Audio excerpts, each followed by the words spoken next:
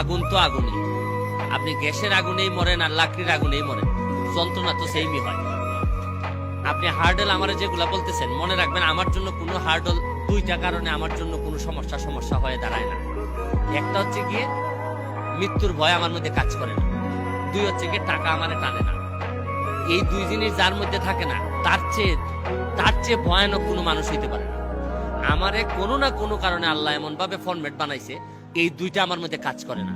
যার কারণে কি হার্ডল বলেন, ধরেন যে মানুষটার ব্যাংকে 5টা লাখ টাকা নাই, যে মানুষটার কোনো সম্পদ নাই তার নামে, যে মানুষটা মৃত্যুর ভয় পায় না, তারে আর আপনি কি ভয় দেখাবেন?